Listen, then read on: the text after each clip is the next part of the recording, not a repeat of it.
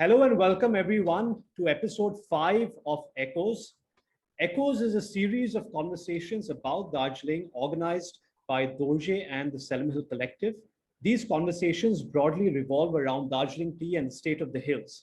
Through these conversations, we hope to invite artists, writers, researchers, naturalists who are concerned about Darjeeling and its decline and curate a series of meaningful conversations, thereby spreading awareness about the region, the tea industry, as well as the local communities. The Selim Hill Collective chose this name because Echoes, by its very nature, travels far and wide. Our hope is that these conversations will reach everyone who cares about Darjeeling and thereby serve as a catalyst for the reinvigoration of Darjeeling. Thank you so much for joining us, Mr. Veer Sanghvi and Mr. Raja Banerjee. As everyone knows, Mr. Sanghvi is one of India's leading food critics. He's one of India's sharpest political commentators. Raja is the chairman of the Selim Hill Collective. He's also he's also mentoring. He's mentoring not just the next generation makeover with the collective, but also spearheading a small growers initiative through Rimpocha. Today, we're joined by two people who are gourmets in their own right, and two people who are very integral to the story of Darjeeling tea. As you know, Darjeeling is not an industry, it's a handicraft. And more than a handicraft, it's a legend. And the yarn of Darjeeling is a long one, it's a very delicate one, and it's a very subtle one. And both these gentlemen have been very important to keeping the legend of Darjeeling tea alive. Veer has been a very staunch advocate and ambassador for Darjeeling tea. Multiple times he has written about and spoken about how Darjeeling tea is one of the best producers of India and it needs to be the pride of India, celebrated by Indians.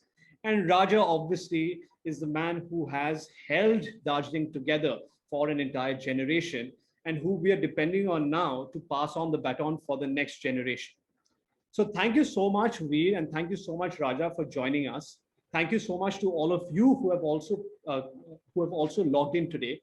Before I pass on the mic to Raja and facilitate this conversation, I would like to inform everyone that this conversation has been brought together because many years ago, when Veer had just started A Matter of Taste, he had spent an entire episode on Darjeeling tea where he had come down and he had interviewed Raja. Today, recently Veer has just released his memoir, A Rude Life, which is a cracking read. Both Raja and I were able to complete it in just one night. I personally highly recommend that everyone goes and gets a hand on it right after this Zoom conversation. The way we're going to structure it is we're going to speak a little bit about Darjeeling tea, a little bit about Veer's life and his memoirs and everything in between.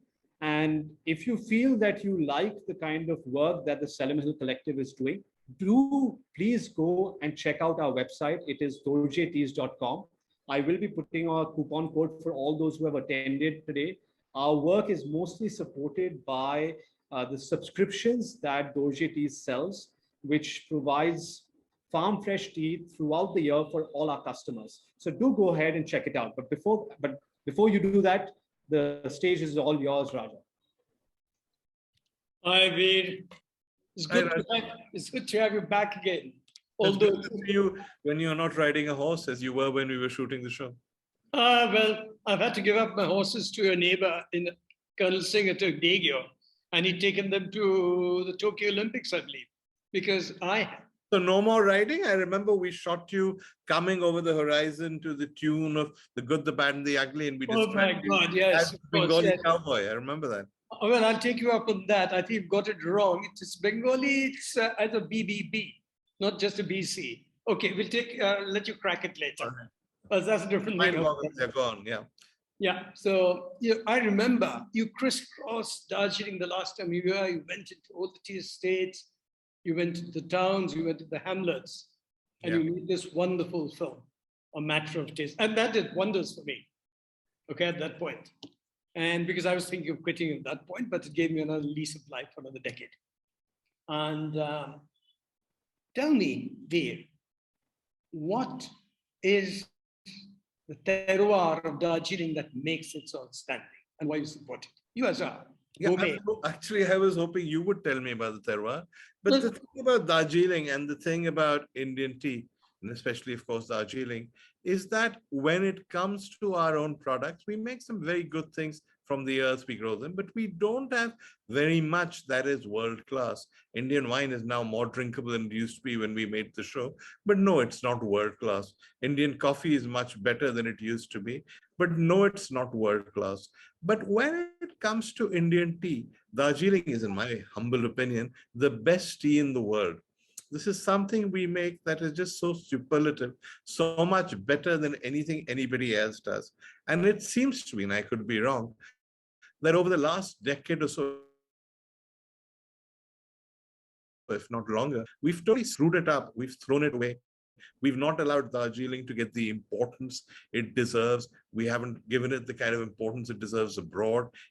Even in India, we seem reluctant to talk about it and how wonderful it is. I did an article last year on Darjeeling tea and how amazing it was. And various people who are apparently tea experts from all over India wrote to me to say, not really on source of origin. And I'll tell you what actually goes beyond, the terroir of Darjeeling. You arrive at Dogra, you're in a tropical situation. An hour's drive later uphill, Kurseong, Kalimpong, Darjeeling, Mirik, you're in a temperate situation. A further 2 hours uphill, I think you ventured uphill too. You arrive. Yeah. Palut, Sandakpur, that's alpine Arctic.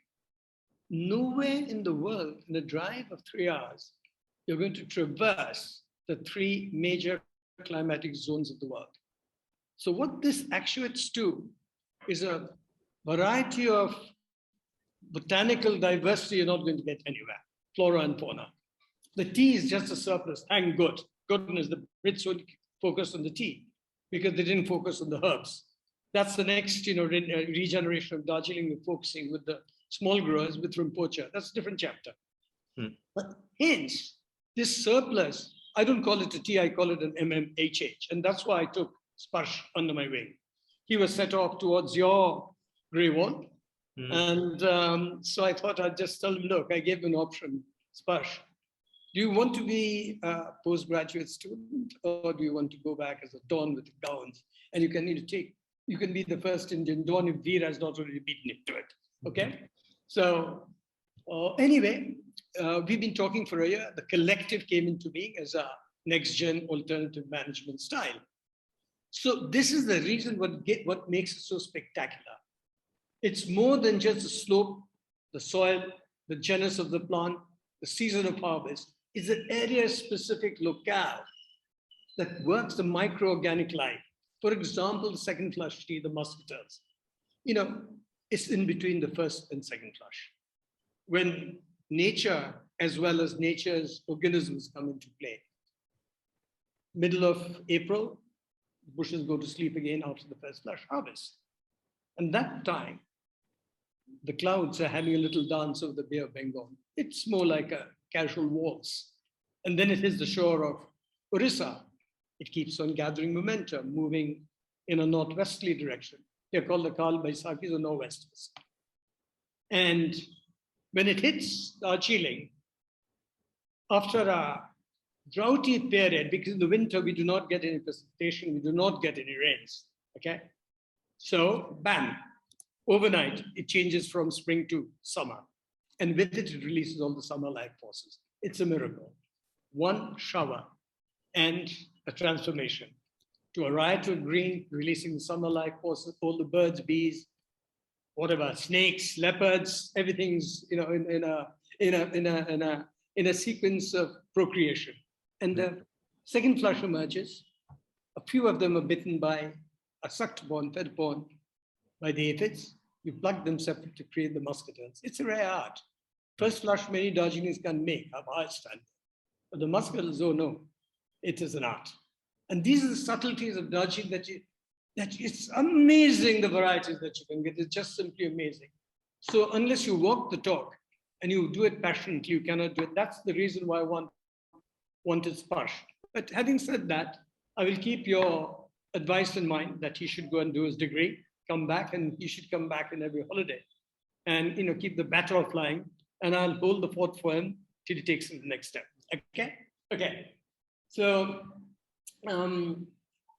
what I'd like to ask is, about to bring Sparshan at this point, to talk about the collective and what he thinks about his creations to capitalize on the innate resource that he has, which is his tea, and they're about to sell. Okay, Sparsh.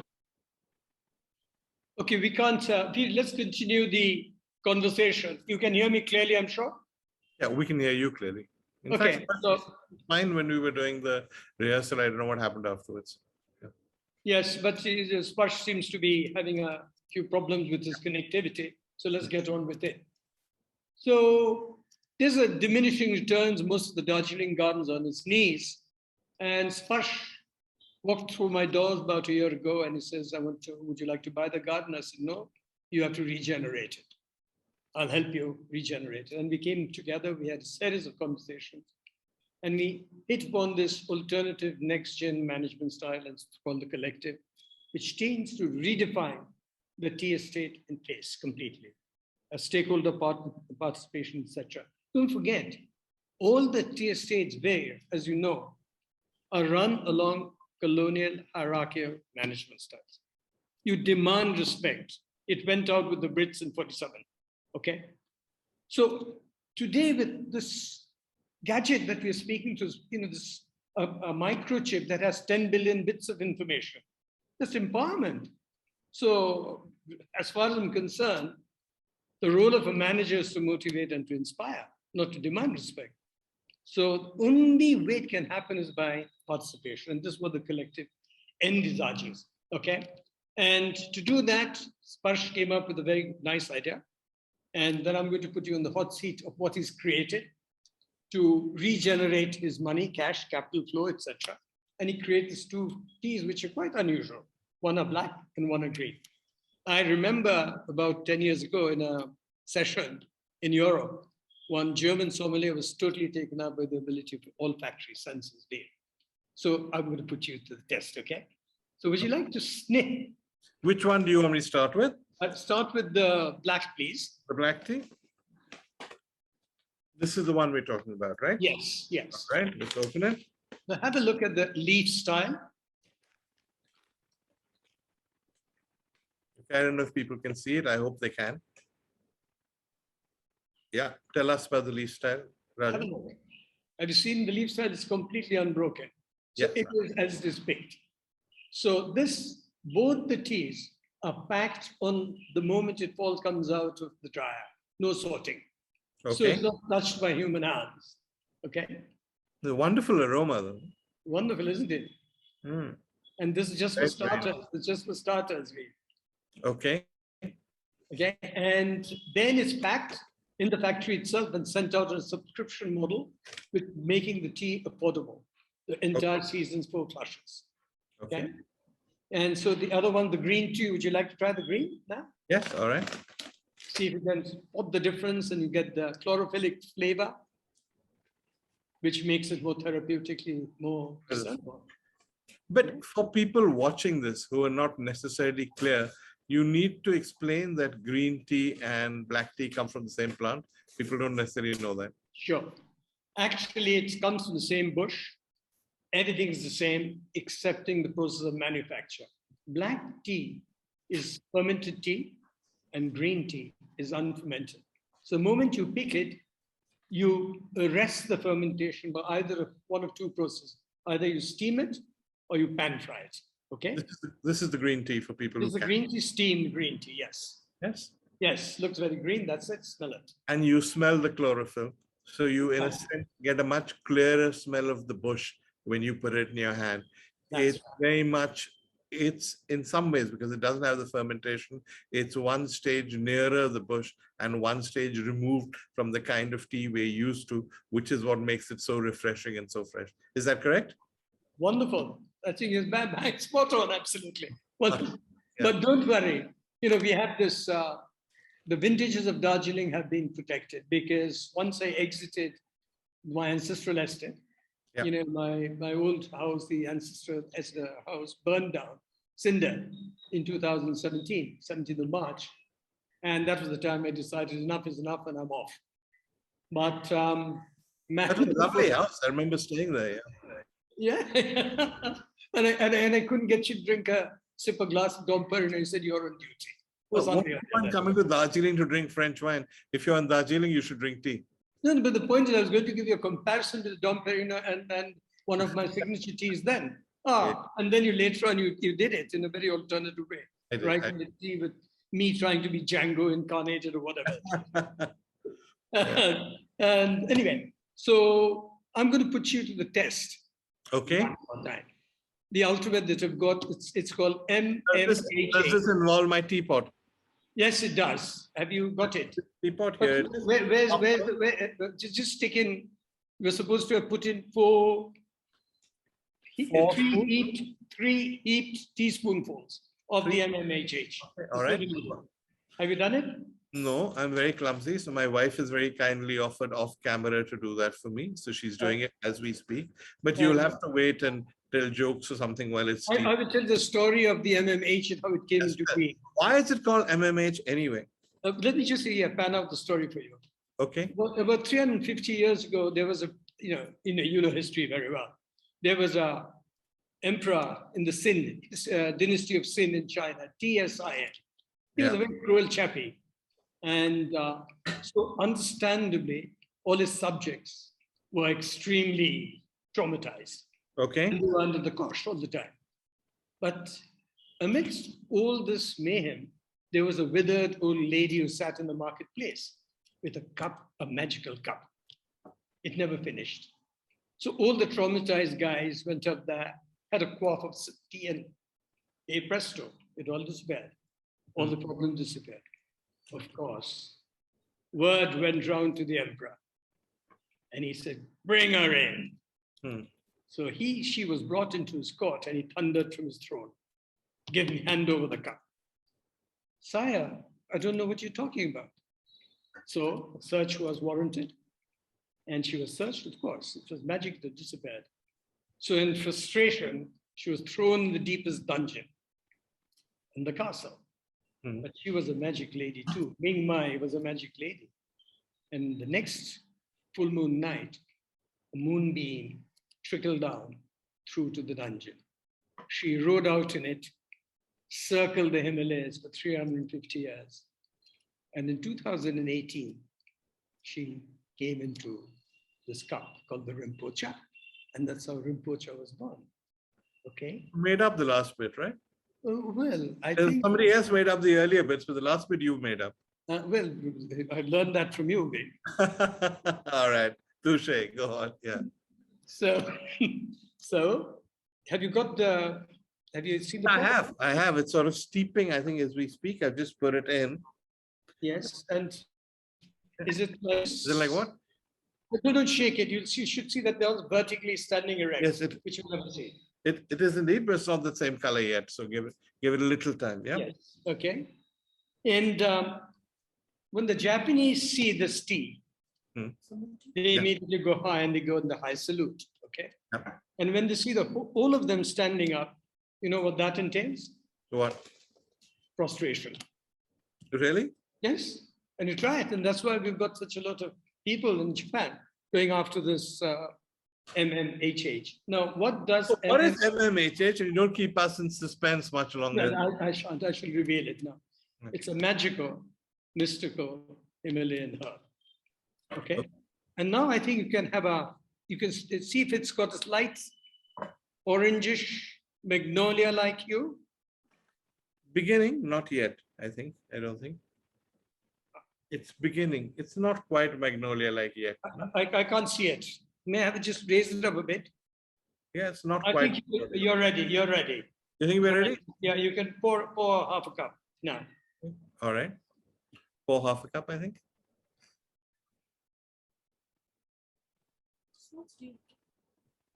It's not steep, Roger. Give it a couple of minutes. Yeah. You think it's not, but that's the magic. Okay. All right. Okay. You don't go by a standard thing. It's ultimate. All right. Okay. All right. So we've now poured half a cup of it, and yeah. I tell you what I think. No, Or I'll give you you a will tell me what to. yes. Okay. Smells divine though. Smells Okay, amazing. hang on. Close your eyes. All right. Sip the brew. Okay. Make one wish.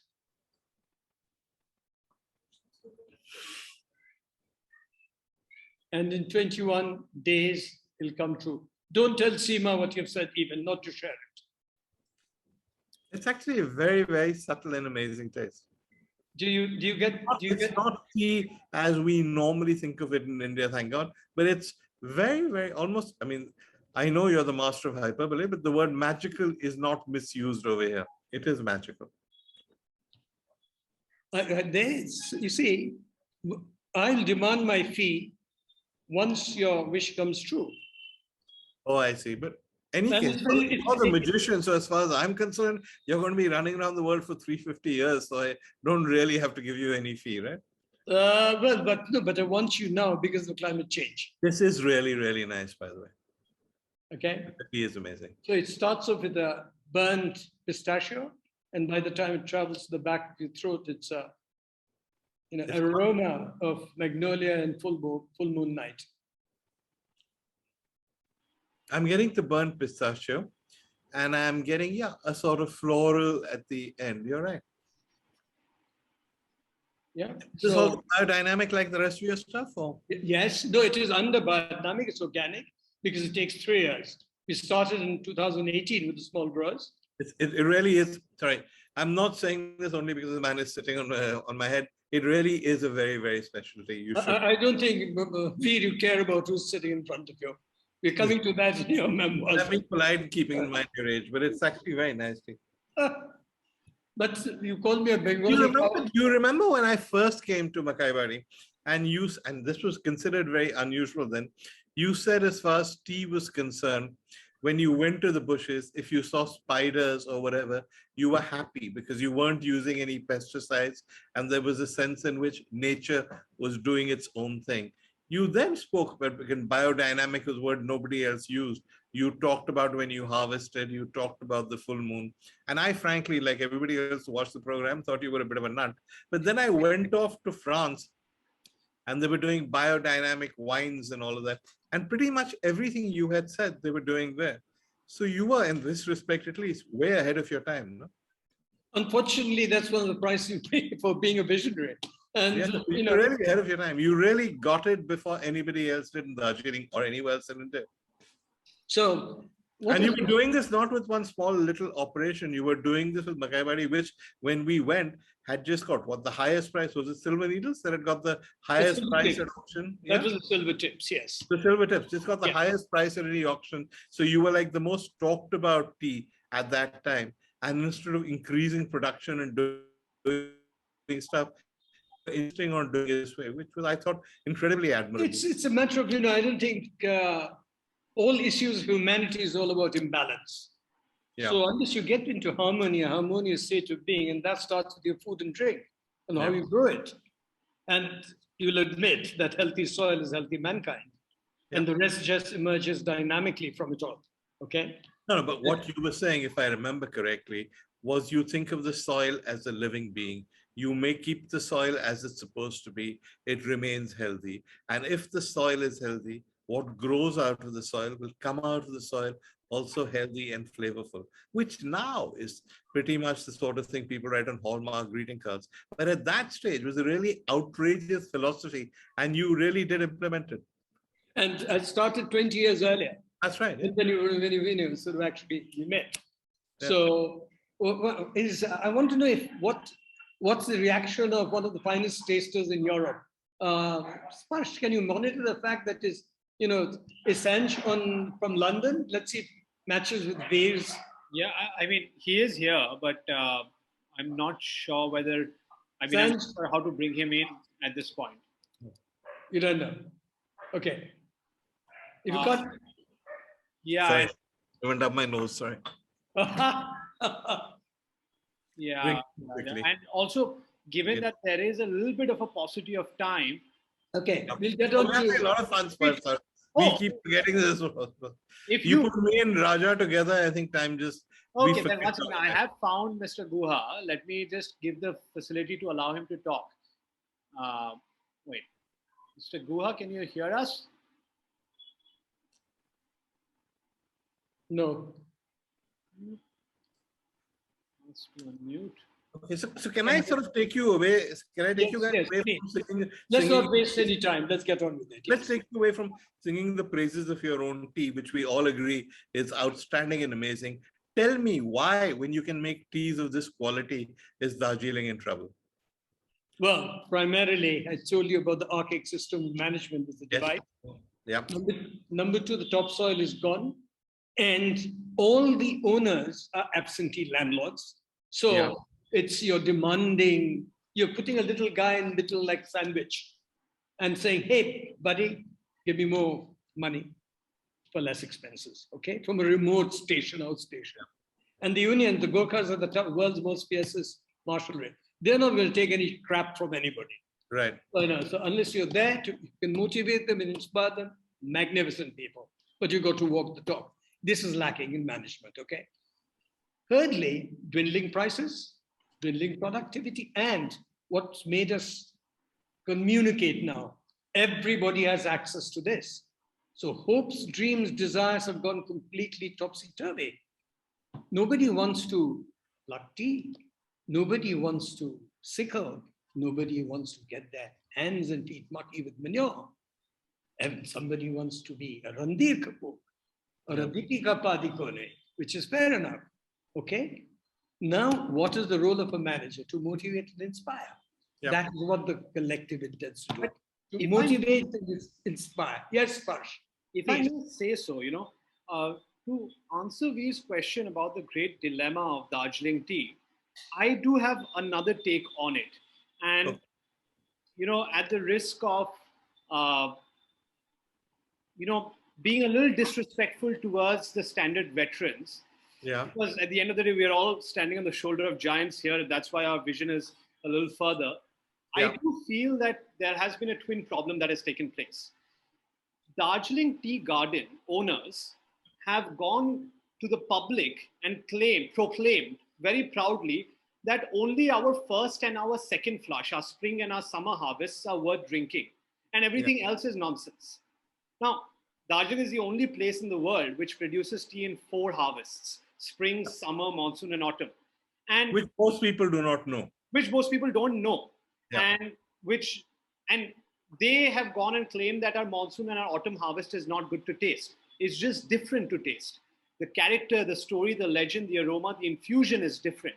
But a monsoon flush tea, which when you high fire it, you roast it, it gives you a lapsang sushang flavor, which is what most of India actually is accustomed to. So what has happened is that the Darjeeling planters, and my forefathers have also been planters, they've also made this mistake. They focused too much on exporting, not realizing that India is the biggest market for Darjeeling tea even to this day. So the twin problems have been A, focusing too much on export and never really cultivating and nurturing an Indian domestic tea audience for Darjeeling tea. And secondly, not addressing this problem of 4 flushes, because the uniqueness of Darjeeling tea is also its Achilles heel. Yeah. Because they're able to export their first and second flush, but they don't know what to do with their monsoon and autumn harvests. And that's where all the multinationals and the middlemen and the brokers and the blenders come in. They buy it for a very small buck and make big bucks on it. So neither is the consumer in India benefiting, nor are the gardens. I feel structurally that those are the twin big problems that exist. And I mean, hence we ultimately came to that subscription system where we thought that if a customer can give us the guarantee that they'll buy tea for the entire year, we can give it to them at a discounted price and whatnot. I think that those, if we're able to, and following from that, what happens is that like all the vineyards of France and England and Italy, we need to go to customers directly. Every one of Darjeeling's now 74 tea gardens needs to pluck, roast, pack, and dispatch from the garden itself to the customer's house. Otherwise, Darjeeling as a handicraft should just shut down. Otherwise, it's no point just doing all of this toiling for someone else to make the big bucks. I was, Fantastic. I was going to say that Fantastic. there are parallels between what's happening to you and the French wine industry, with the vignerons, the people who used to make the wine, used to sell to negociants, to people who were bottlers. Often they didn't even bottle their own wines. Other people would bottle them for them, and they would buy them cheap. They would blend them with what they wanted. They would sell them, and the money all went to them. The actual vignerons, the people who owned the vineyards, never got anything. That's changed over the last 50, 60 years. Isn't that partly the problem in Darjeeling? Like I remember when we did this show on Darjeeling and Raja was a star of that. People were so startled to find out that there were actual people making the tea, that there were tea gardens, which were as good as, say, the French great wine chateaus or estates. People don't realize that. Indians have not been educated. We still think of tea as something that comes in a packet. We still don't know the difference between orthodox and CTC. We still kill the bloody thing by putting in too much milk and too much sugar. Absolutely. And basically, the tea industry has failed to rise above bulk tea and teach people what a wonderful product tea can be. So, you're absolutely accurate on that. And just to give you an interesting anecdote, uh, the wine industry in the early 70s was facing the exact same issue that Darjeeling tea is facing today. And Right. when my friends and I mean, all my friends are much brighter than me. They were all had very fancy degrees in business. We all were doing case studies to try to understand how to revive the Darjeeling industry. We realized that there's a strong parallel there. And what happened in the wine industry was that there was this British gentleman, Lathwaite. He came about and created this subscription system and said that we'll pack in separate labels for every vineyard and deliver it directly to the customer. And that's what we think needs to be the future for Darjeeling as well, where every garden needs to have its own separate label and is sold as a single estate product. Now, on the second aspect of what you said, I do disagree. Darjeeling has a romance and legacy which I do feel is on the decline because Raja was the last remaining owner who used to live at the tea garden. And with his exit from Makaibari, that tradition has come to a halt. So he was instrumental in pushing us. In fact, right now I'm sitting at Selim Hill Tea Garden and doing this webinar at Second Chance House. But we've now moved back to the tea garden, but that's only one out of 74 tea estates that has an owner. Hey, come on, Sparsh. You're the regenerative force. No, I know, but it's important for owners to come back to Darjeeling. Otherwise, I do not think that Darjeeling can survive. That's just to give a full picture on what I think is happening here. Look, unless an owner staying in the garden is economically viable, they're not. And you're going to prove them all wrong, and you're going to prove it right. Having said that, you're on track, my friend. And we'll listen to V's suggestion of you go and do your masters. We'll hold the fort and you come back and take it to the next one. Now, I think it's time to talk about V's memoir. Can't we just talk about tea? It's much more interesting than my memoir. No. I think I disagree with you completely. But I do have one question. I do have one question pertaining to Darjeeling tea that I would like to ask you. Can I also say in connection with the memoir that throughout writing it, we only drink Darjeeling at home. I was fortified by many cups of Darjeeling tea. So the memoir owes a lot to Darjeeling. Okay. Well, I think that Darjeeling owes a lot to you. As I said, you have been a very important ambassador. But, as a question to you, you have seen how, and it seems as though you've put your mind to it as well about what are the problems. You've put your finger on the pulse very well. What do you think would be a piece of advice to the Darjeeling tea community as producers, not as consumers? I think basically find a way of making Darjeeling tea distinctive. Everybody in France will talk about Bordeaux, but they will also talk about the chateaus. They will also talk about what makes each chateau different. That's as true in Darjeeling. Each vineyard is tea garden is different as a vineyard would be. Each flush is different, as you said. There are 4 seasons. The tea is different in 4 seasons. The industry is not done enough to distinguish its product. It's also been very badly let down with by the hospitality industry, except for that period when Krishna Kumar was running the Taj group of hotels. Luxury hotels in India will give you tea bags made with the cheapest possible tea at their cream teas and their high teas. There is no consciousness there of what tea is. I think you need to start by training the hospitality industry that they will spend lakhs on idiot sommeliers who know nothing about wine, but they won't spend any money on people who know something about tea. They will take no interest in educating consumers. If you start, and you are ultimately a premium product, you are not a mass product. If you start at the top with luxury hotels, with people like that, if there is that consciousness of the importance and the elegance of taste of Darjeeling tea, it will permeate down. You also need to do more things like yours, because what you're doing with that subscription model is much more in tune with today's generation. You're, in a sense, doing what the Wine Society and various people did with wine when they started out. You're taking away, in a sense, the problem of buying the wrong wine, buying the wrong tea. Most middle class people who got into wine, upper middle class people, wanted to put their faith in experts who they could trust. You are creating that same sense of trust with tea. I don't think you need to look very far. You just need to look, and you've done case studies, you just need to look at the wine industry in France and now Italy and do the same things. Of course, they had different problems in that they didn't have political problems, they didn't have Gurkha unions or whatever, but I still think it's possible. I also think that the image of the tea industry has suffered because, as he said, it was a colonial structure, a colonial industry. And there was that sense, and I'm saying this to you because your name is Agarwal, there is that sense that the great British companies were all bought over by Calcutta Marwadis who continued to stay in Alipur and paid no attention to the tea gardens or to the quality of the product. You need to reverse that. You know what the funny part is, that in your stereotype, you have actually how accurate it is, because I am a native of Alipur. Yeah, so that's the so there you are. There you are. Yeah. So, I mean, and hence I do agree that that was the reason why we did move out. But I do have one last question, before we would like to move on to the memoir as well. Yeah. I feel that I keep telling family members and whoever I meet in Darjeeling, in the Darjeeling tea trade, that we're not thinking far ahead.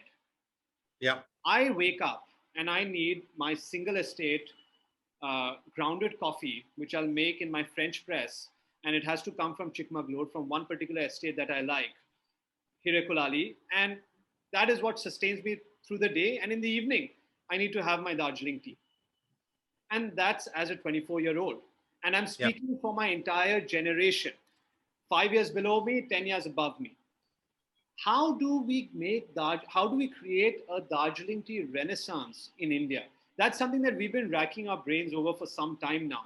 I'm wondering if we could, try to pluck your silver needles there as well. I think you need to also change the age image, the demographic image of Darjeeling tea. Coffee is a good example because coffee's had a renaissance in India after Seattle and coffee becoming trendy all over the world with Starbucks, etc. The big revolution for people has been the availability. Everybody I now know has a coffee machine, whether it's Lavazza, whether it's Nestle or whatever. I get my coffee from a guy called Fresh Brew, who makes capsules to people, for coffee capsules people in India, and he does what you do, what you're saying. He'll customize it for you. It can be an Italian roast, a French roast. It can be a particular estate in Chikmagalur that you're keen on. There's nobody doing that in tea. I have tea shops. I go to them and I buy tea, and sometimes it's good tea and sometimes it's not good tea, but there is nobody pushing it. There is nobody attempting to sell it to the newer generation as the premium product it is. It's happened with coffee mainly because we were able to steal the model from abroad. But in the case of tea, we'll have to create our own. And I personally feel that to create this, you have to create a sense of awareness and build on that capacity. And since we have the tools of interfacing now very easily and communicating very cheaply, it can be done. And particularly post-pandemic, which has caused a paradigm mind shift from mindless buying with the young to conscious buying. Because whenever I walk into a supermarket, I think I always watch young people because they're the buyers of the future. And I watch what they want. They're fingering the packs. They're looking at it, and then I hear them talking among themselves. Is this safe for me? Safe for my health? Primary concern now.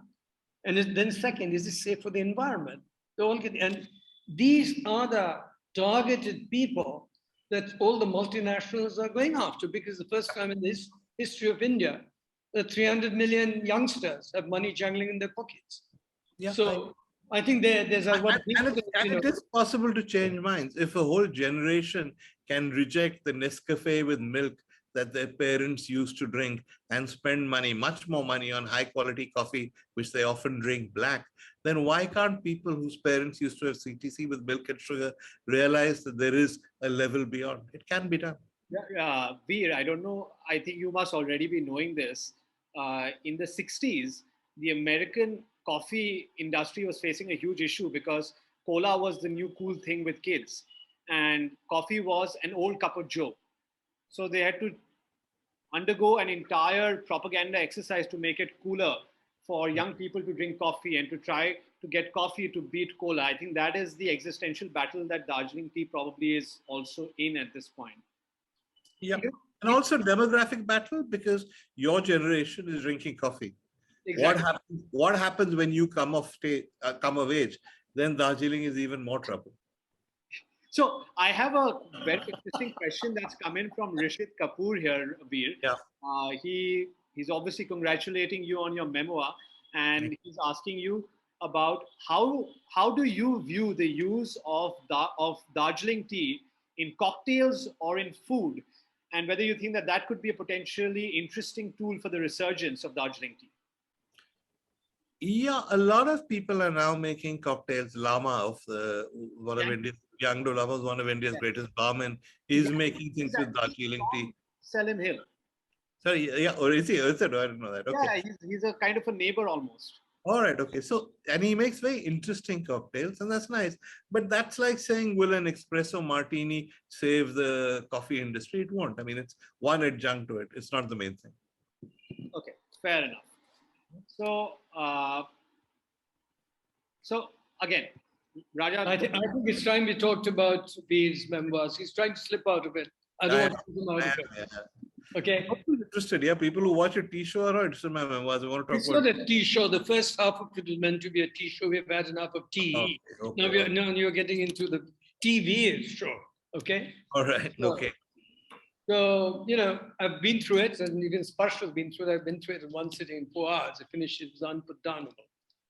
What I think for a start, your caption is wrong. It should be something that should be called a charmed life. Because what? Charmed life? No, a charmed life.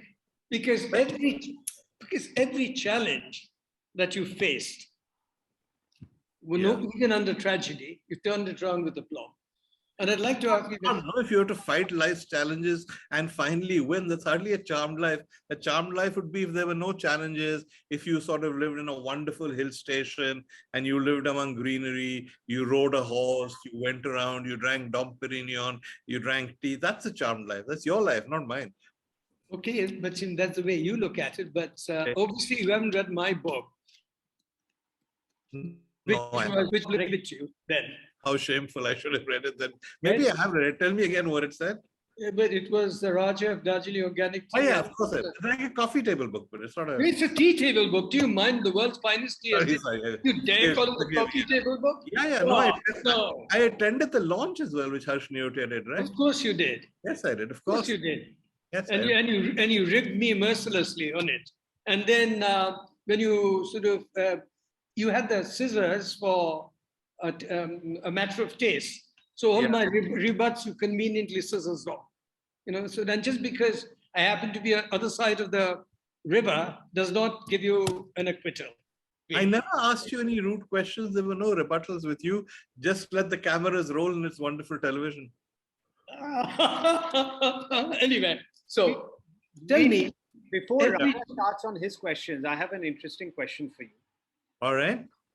You shot A Matter of Taste with Raja, who is one of the most interesting Bengali gentlemen that I've met. And in your book, you speak about another very interesting Bengali gentleman, Mr. And they're quite similar in a way. And that's the parallel that I was coming to, because it seems to me that Mr. Sarkar and Mr. Banerjee are both enigmatic and very interesting personalities in their own right. I was feeling what you think might be the strong parallels there. Well, they're both very anglicized in their manner, and yet very proud of their Bengali heritage. Both are very firmly rooted in family tradition. In Navik Sarkar's case, Anand Bazar is a family empire. In Raja's case, Makaibari was a family tradition that he kept going. Both, when you meet them, strike you as being very old world and old fashioned, but both are actually quite sharp and adapt very quickly to modern times. Avi Sarkar started television channels before anybody else did, channels which do well. Raja is now doing the collective. He got into biodynamic wines when nobody in India had heard of them. So there's a tendency to think, oh, this old codger is going to go on and on. Actually, they're both very, very sharp people who really understand what's going on, and you underestimate them at your peril. Agree with you. I think that's a very interesting way to put it. Yeah. I mean, I just thought that was something that was staring me in the face while I was reading your book and during this session right now. So Raja, on to you. I think you have a bunch of different things that you would like to steer the conversation towards with regard to his memoir. Thanks, Parth. It's high time too. Okay. What I wanted to ask you was, it should be called Charmed Life. Why? Because you turned it around, you inspire people. Yeah. And one, right at the beginning of the book, let's start at the beginning. When you were 15 years old, you just overcome a tragedy, and then you admitted yourself to Mill Hill. Yeah. How did you do it? And what was the reaction of that master when you decided to whip out your checkbook and said, I'll pay for it? What was his expression? Please talk us through. People who haven't read the book, which I think is most of the world, I'll quickly tell the story. My father died when I was 15, and I was an only child. My mother was not very adept at coping with the world after he left us. My father intended me to go to university in England, which in those days meant you had to do 2 years of school and somewhere in England doing A levels. I arrived in England where I had relatives, none of whom knew how to get me into university, let alone school, which was the immediate priority. So I went through the lists of schools that sounded interesting. Almost all of them said to me, you've arrived in May, term begins in September. We've had children registered when they were born. There was one school where on the grounds that I had nothing to do, after they turned me down, I asked to speak to the headmaster. And this is before mobile phones. So they put me through to his office. Very nice man, intrigued by me, asked me to come and see him. I saw him. He had me interviewed by various heads of department who presumably said I was okay. Though I had been informed that the school was full, he said he would make place for me. But he kept saying, why have you come alone? Why are there no parents? Why has nobody else done this for you? And I said, well, because there isn't anyone. So I'm doing it myself. So he said, well, for example, who will pay your fees? So I said, I will. So I pulled out a checkbook and I wrote the check for the first term's fees. After that, I think I was through. So you're asking, was it charmed? No, it wasn't. There was a huge amount of adversity, but because I was helped by people like that headmaster, people who had nothing to gain from helping me, I benefited from the kindness of those kind of people. But do you understand? It is purely instinct. Didn't you pull Mill Hill out? You dialed the number. And no, there was a specific thing. I'd finished many years in Mayo College. And in those days, if you finished school in India, you went directly to university. So all my friends were at university. I had to do 2 more years of boarding school in England, and I was not looking forward to it. So I looked for a school that was in London and yet was large enough to be a proper public school. And Mill Hill had acres and acres of ground. But on the tube, it was 20 minutes from Euston in the center of London. So I thought, even though I've got to go back and do school for another 2 years, at least this gives me a chance to keep going to London, which is why I did it. I could have tried for Harrow or Eton or whatever. Who knows how it would have turned out. But this was perfect for those purposes. Wonderful. And then talk us through about your advent in the grey walls at Oxford. That was also frightfully interesting. Yeah, that again was just luck. I wanted to go to Oxford or Cambridge. Actually, at that stage, I had Cambridge in mind. So I wanted to go into a tripos economics. A teacher, he wasn't even a don, a teacher at my school said he had met a don at Oxford and said he had an interesting candidate. Would I like to go and meet the don? So I wandered off. And in those days, Oxford is a fairly clubby place. So I thought it'd be one of those good chap interviews where you go and he gives you a glass of sherry and you chat about the world at large and he asks why you want to come. So I went. armed for that. Instead, I was led into a room where in a semicircle, I think 5 dons sitting over there, they put me in a chair in the middle in the manner of an interrogation, and then fired very high level advanced questions at me, most of which I thought I screwed up because I didn't know the answers. So I left thinking I really blown this, and I went and berated my don and said, my teacher, and said, why didn't you tell me what kind of interview it was going to be? And he said, well, you have a tendency to overwhelm yourself. So I just thought the less pressure there is, the better you do, which is why I didn't tell you. So I thought I'd really effed it up and was quite depressed. But the following day, the Oxford wrote to me and offered me a place. So obviously it worked out for better or for worse. So you are a magical person in many ways. Okay. Not as magical as your tea, my friend. Ah, well, that's to do with the environment over here. I'm just a little steward in passing. Okay. Modesty does not suit you. It's too late. Eh? Oh, well, the superlatives, let's speak for itself now. All Anyway. Okay, let's skim through the books and come to a situation where you've got all this galaxy of politicians. You're Yeah. pretty fond of Rajiv Gandhi and his wife and so on and so forth. We'll skip that. You've met all of them, the whole who's who, even Amitabh Bachchan's stint into politics. And so it's very interesting. But tell me, you know, India has signed up with the rest of the world for Agenda 2030 with all the sustainable development goals, which are fantastic. And the vast population of India is still below the poverty line, and they're in the rural sector. And they cater to our food, and it's all a matter of taste here again. Yeah. Okay. Now, is there anyone in the political scenario who's capable of taking it to the next step of fulfilling that agenda?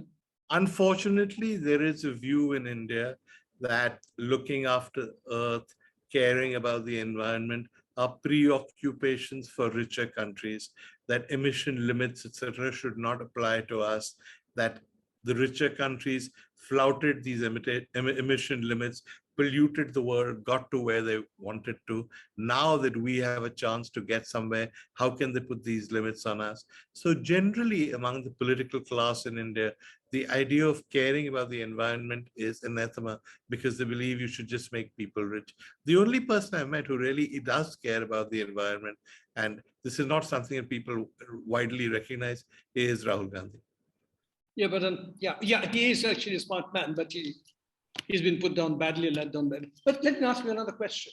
Yeah. We don't capitalize on an asset like Sparsh is doing right now. Gone back to the roots, grabbed the bull by the horns, and so on and so forth. Now, there's a very simple formula. I'm going to ask you and put you in the hot seat now. Yeah. Why is the cow holy? Why is the cow holy? Holy. Holy, Why right? is the cow holy? The cow is, I mean, why are you asking about Hinduism? You know why? No, I'm not asking. I'm asking why is the cow holy? Come on, Hinduism is not really. I think it's a big orchard with all the other religions' trees in it. Let's forget about that. But why is the cow holy? There's scientific reason for it. It's a part of biodynamics, my friend. Okay, you tell me. Yeah, you know. Why is the cow holy? Have you ever observed a cow at night? No, I can't say. I didn't think you would. It is the only horned creature that it goes masticates at night. Is the only creature that can digest. The answer, no other horned creature does it. Not the bull, not the buff, not the goat, not the antelope, none. Because there is a helical groove that traps the cosmic energy. And when the sun goes down, you and I and nobody else can digest. But this trapped energy is rained down to its 4 stomachs and plop. When that dung falls, and it has 4 stomachs, by the way. So it's a massive 24-hour digesting machine. When the dung falls plop, it's only shit in the world that's exposed to 24 hours of sunlight. If you can manage that well with biodynamic forces, then you have, and apply it to your fields become an ever-evolving dynamic organism. So can you imagine with 300 million cows that is the untapped potential, why nobody thinks this? Actually, the cow has in its horns is actually a solar panel. And we don't spend any time researching how to capitalize and then reinvent and put it to use properly. Possibly there's an answer there and some researchers after the little tete-a-tete will get down to it and make appreciate the fact that there's a solar panel of high degree of sophistication that needs to be looked into. And power, you know. Veer, I do have a couple more questions about your memoir. And I think that you touched upon a very interesting point that Raja brought in about environmental politics in India and about Rahul Gandhi's interest in it. Do you think that there is what it seems to me at least is that there is a lacking vocabulary to be able to create a grammar for environmental politics? That is something that everyone's life is affected by, but political leadership is not able to translate it into a language that people can resonate with. Also, because I think the environmentalists, the more aggressive environmentalists in India, have pitched it in an anti-development sort of way. That is, we are against big dams, we're against factories, we're against this. The sense that environment and development are not necessarily enemies. You just need to tweak development so that it isn't. The whole Narmada thing was put in terms of development versus poor people. I mean, the moment you start making it that kind of confrontational situation, it's hard to find a grammar that both sides can agree on. So what's the one common credo or a meme that can unite all these disparate forces and make a green party viable in India? I don't know is the honest answer. I think in India, we are used to such high levels of discomfort and unhappiness that at the moment the climate is going berserk.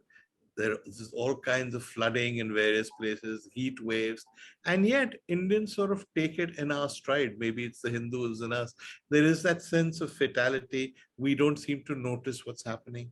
I think people will only start noticing about the environment and caring for a green party when it starts pinching.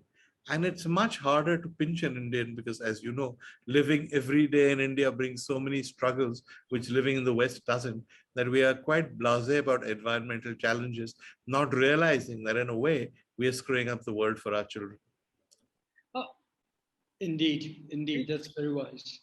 One question about a certain chapter, again, talking about others, a certain chapter in your book. Yeah. About the radio tapes. Yeah. Now, at some point in another life, when I was in university, we were talking a lot about populism. Yeah. The rise of populism in India and elsewhere, and in other places in the world.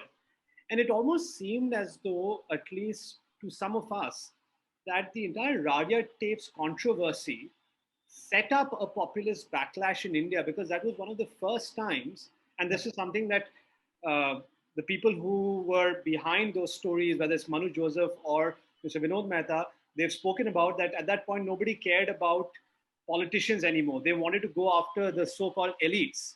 And that was the first time that that phrase about going after elites in Delhi started coming out. I'm wondering whether you think that that was almost an inadvertent layup towards what followed in the country in the years after that.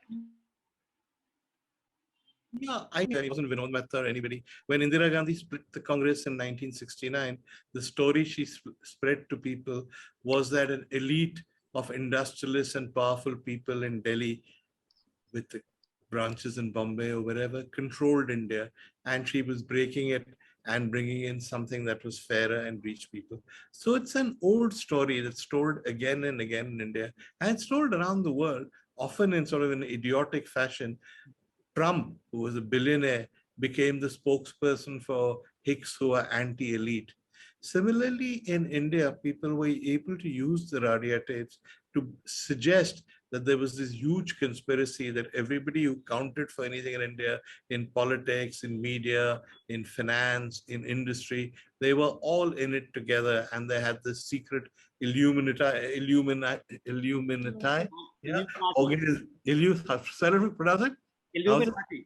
Illuminati kind of organization that ran things, and the ordinary person was shortchanged. And yes, that's the kind of thing that happens periodically in India. And it did set up not just populism of Mr. Modi that followed, it set up in a way India against corruption, exactly.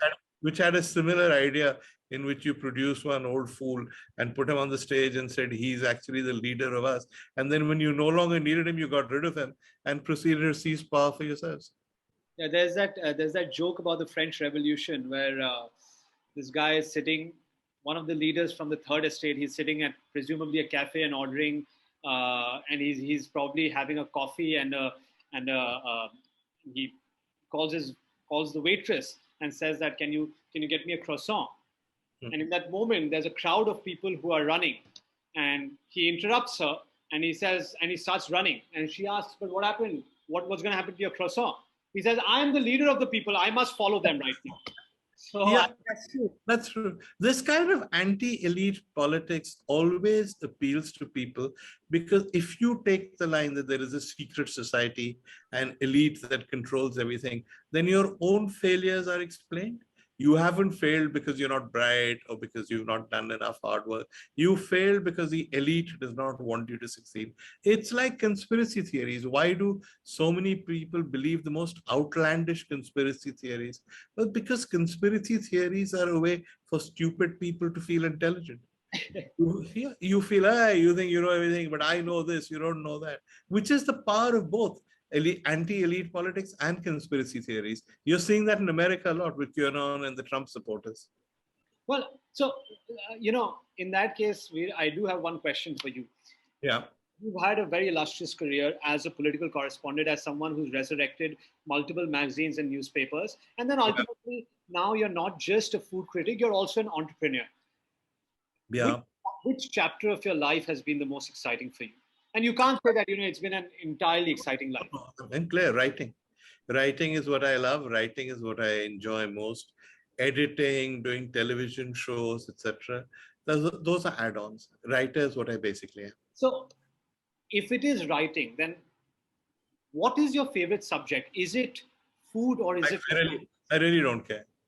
I mean, whether I'm writing about politics, whether I'm writing about films, whether I'm writing about food, I bring the same rigor, the same dedication to it as I would to any other subject. If you're writing an article about the Prime Minister, you bring a certain seriousness to it. If you're writing an article about Darjeeling Tea, you must bring the same seriousness to it. So it's writing that's important, not the subject. So as a writer to our audiences, if you were to recommend one book, whether it's on food, whether it's on politics, what would that be? I never answer those questions because I'm often asked, like, name one book. What is your favorite city? What is your favorite cuisine? I mean, The world is just too enormous for any one book to be recommended. People will find their own books. Absolutely. What I mean to say is that, of late, I feel that there is this one particular book called The Leopard, which is very influential, at least on me, at least in the last 6-8 months. And it's always you go from one book to another as influences on you. Has there been a book that has influenced you, that has touched you in the last 1 year? That No. Nothing. Okay. No one book. I used to actually please understand this question. The Leopard is a good example. It's a good book. But I used to not want to answer this question because after I had said, no, there is no one book, people would always, especially if they were female, what about Paulo Coelho? Don't you think The Alchemist is a great book? So that's why I don't answer this question. We got your answers, Parsh. Whatever he writes on whatever topic, and he writes about it seriously. In other words, dedication to your craft. If you're dedicated to your craft, you will excel. That's the thing. Thank you very much, Veer. Thank you. It's been a wonderful session, and I'm sure we'd like to invite you up here to see both aspects of how we are trying to have a regeneration of Darjeeling. You're most welcome to be a part of the collective. We'll need your brains for it. And I'm sure the Sparsh is going to, I hope he hits your college too. And then he comes at your doorstep with a proposal. Sparsh is going to St. Hugh's. It's not my college, but it's a very good college. But by the way, for everybody watching, if you haven't had this, this is amazing tea. Please have it. It's an endorsement, an unasked for endorsement, but it comes from the heart. Very kind of you. Thank you so much, Veer. Also, Veer, when we moved into what was the house at Selim Hill Garden, at that time, it was in a ramshackle condition. It's a 150-year-old building that we spoke to the former owners and we renovated. And we started living there since last August. And my mother, she decided to rename and rechristen it as Second Chance House. as a moniker for what we hope will be a second chance for us, for Darjeeling, for the garden. And we mean this from the bottom of our heart. And I know that Mrs. Sanghvi is also joining. Both of you, we would love to have you join us at Darjeeling at some point. It would be an absolute pleasure to host you. Thank you so much for taking the time out for speaking to us. Thank you so much, Raja. It is Raja's 74th birthday today, by the way. Really? So, My God, we should all look as old as this when we're 74. He's amazing looking, no? I mean, he's as old as His own hair. That's probably Who said but reverse the figures, please. I'm 47. So Yeah, no, Raja is as old as India is. He's born in the same month as India, and I think that he's India's midnight's planter. Both. that's a good line, actually. Good description. Actually, I was actually, my name is Swaraj, real name. Really? Yeah. Yes. Okay. That's appropriate then. So nobody knows me as Swaraj. Both for the book as well as for his unique teas. So for all those who have joined, do go out and check out our subscription plans. As we mentioned, for the special occasion where it is Raja's birthday and for also Veer joining us, we have put in a coupon code ECHOES, that's ECHOES. If you use it, there'll be a special discount for you. Thank you so much, Veer, for joining us, for taking the time out. Thank you, Raja, for taking the time out and for shamaning us through Darjeeling tea. So until next time, for episode 6 of Echoes, we will write to all of you to let you know who our next guest is. We hope to see you very soon in Darjeeling once again. Thank you for taking the time out. Thank you, Rash. Thank you, Raja. Always great to see you again. Lovely to meet you again. Thanks, guys. Bye. Bye.